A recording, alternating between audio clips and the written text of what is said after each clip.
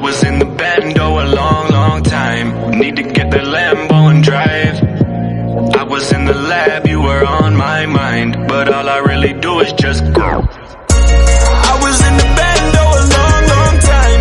Need to get the Lambo and drive.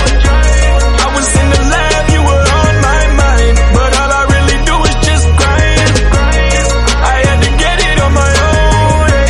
Had to break the down in the zones. I had to get. I was in the bando a long, long time. Need to get the Lambo and drive. I was in the lab, you were on my mind. So hey guys, this is Divyansh Chaudhary here, back on my channel Dance with Fitness Fix. हाजिर हूँ एक और नए video के साथ जिसका नाम है BCAA। ये क्या होता है और इसके क्या एडवांटेजेस और डिसएडवांटेजेस होते हैं, तो आज हम लोग इसी टॉपिक के बारे में डिस्कस करेंगे। तो आइए चलिए हम लोग अपने वीडियो को शुरू करते हैं। तो BCAA होता क्या है? आखिर BCAA एक ब्रांच चेन एमिनो एसिड होता है जो हमारी बॉडी एक प्रोटीन की तरह इस्तेमाल करती है उसको बिल्डिंग, क्योंकि वो एक बिल्डिंग ब्लॉक होता है जिसको हमारी बॉडी प्रोटीन के रूप में इस्तेमाल करती है, ठीक है। और ये जो ब्रांच चेन एमिनो एसिड यानी कि BCAA जो होता है, ये 3 एसेंशियल एमिनो एसिड से बना होता है।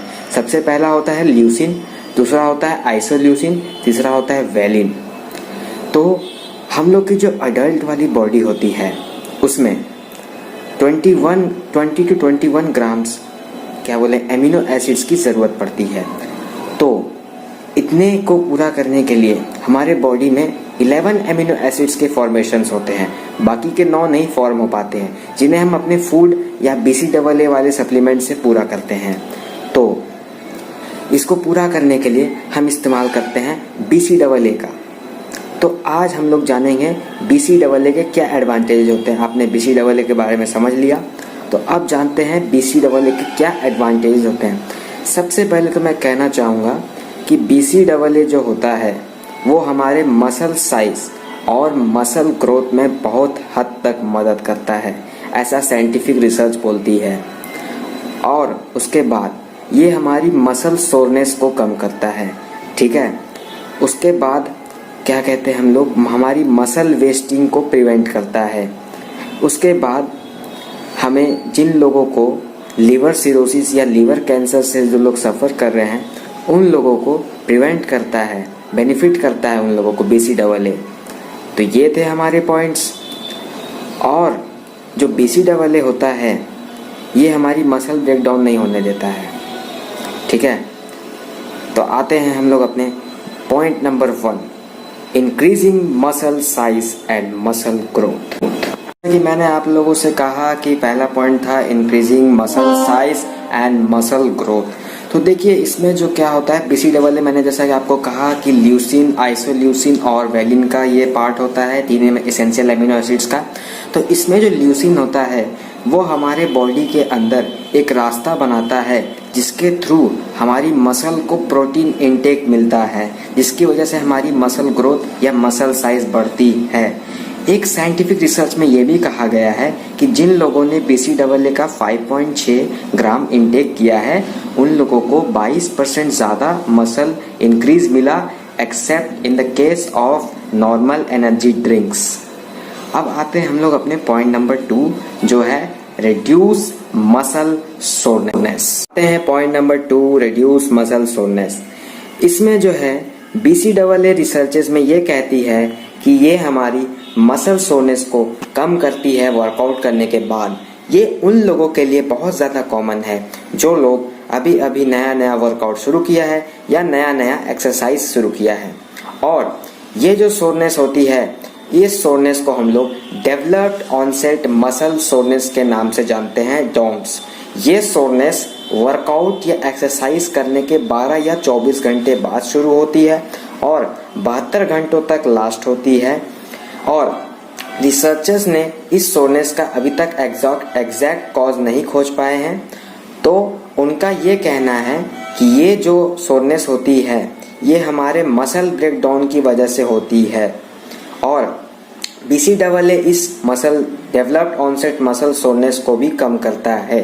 और हमारे शरीर में जो प्रोटीन ब्रेकडाउन और क्रिएटिन काइनेस का जो फॉर्मेशन होता है जिससे हमारा मसल डैमेज होता है उसके लेवल को भी ये डिक्रीज करता है।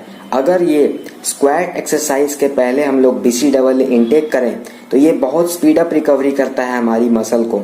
और जिन लोगों को एक्सरसाइज करते वक्त या वर्कआउट करते वक्त स्पीड अप मसल रिकवरी करना है तो वो लोग BCAA का सेवन कर सकते हैं वर्कआउट के बीच में। अब आते हैं पॉइंट नंबर 3 जो है हमारा रेड्यूस मसल फैटिग। हम लोग अपने थर्ड पॉइंट पे, तो हमारा थर्ड पॉइंट जो है वो है हमारा रेड्यूस मसल फैटिग। तो देखिए हमारा मसल फैटिग का मतलब होता है मसल की थकान। मतलब कि जब आप वजन उठा रहे हो तब जैसे ही आपने वजन उठाया तब आपके हाथ से वो वजन गिर गया, ये हमारी मसल डैमेज का पहला कारण होता है। इसको भी हमारी BCAA कम करती है। तो BCAA कम करती है हमारी ये डैमेज को, मसल फैटिग को। लेकिन हमारी जो मसल फैटिग होती किस वजह से है, तो आइए हम लोग जानते हैं कि मसल फैटिग किस वजह से होती है। तो मसल फैटिग का जो हमारा मेन कारण होता है कि जब हमारे ब्लड लेवल में BCAA के जो एसेंशियल एमिनो एसिड होते हैं ल्यूसीन, आइसोल्यूसिन और वैलिन, जब इनका लेवल हमारे ब्लड में कम हो जाता है तब जो हमारा ट्रिप्टोफैन जो ये एसिड बनता है BCAA की मदद से, ठीक है, तो ये जो एसिड है सर्टोनिन में कन्वर्ट हो जाता है जो कि एक ब्रेन केमिकल बन जाता है। और ये केमिकल हमारे मसल फैटिग को बहुत ज्यादा बढ़ा देता है जिससे कि हम लोग अपने एक्सरसाइज परफॉर्मेंस को नहीं इम्प्रूव कर पाते हैं। तो BCAA इसी फैटिग को रोकता है जब, और हमारे एक्सरसाइज परफॉर्मेंस को भी इम्प्रूव करता है एक हद तक। क्योंकि अगर हम लोग BCAA नहीं लेंगे तो हमारी मसल फैटिग के बहुत ज्यादा चांसेस हैं। तो मसल फैटिग से बचने के लिए हम लोग को BCAA का सेवन करना बहुत ज्यादा जरूरी है। अब आते हैं हम लोग अपने पॉइंट नंबर 4 पे जो कि है prevent muscle wasting. Point number 4 prevent muscle wasting. So जो हमारी BCAA होती है वो हमारे मसल वेस्टिंग को रोकती है। सो हमारे मसल में जो प्रोटीन होता है वो पहले ब्रेक डाउन होता है, उसके बाद फिर वो सिंथेसाइज होता है, मतलब वो बनता है। तो इन दोनों के बीच का जो बैलेंस होता है यानी कि muscle protein break down and muscle protein synthesise, इन दोनों के बीच का जो बैलेंस होता है वो ये बताता है कि हमारे मसल में कितना अमाउंट ऑफ प्रोटीन प्रेजेंट है। सो मसल वेस्टिंग का मेन कारण होता है माल न्यूट्रिशन, क्रोनिक डिसऑर्डर्स, कैंसर और लंबे समय तक भूखे रहना। BCAA हमारे शरीर में जाके जो उनके 3 एमिनो एसिड होते हैं एसेंशियल, ल्यूसीन, आइसोल्यूसिन और वैलिन, ये 3 एसिड हमारे बॉडी के अंदर जो गंदे एसिड होते हैं उन्हें रिमूव करके हमारे मसल ब्रेकडाउन को रोकते हैं ताकि उन दोनों के बीच में बैलेंस क्रिएट हो, जिससे कि हमारे मसल में प्रोटीन इंटेक ज़्यादा हो, जिससे हमारी मसल ग्रोथ की साइज बढ़े।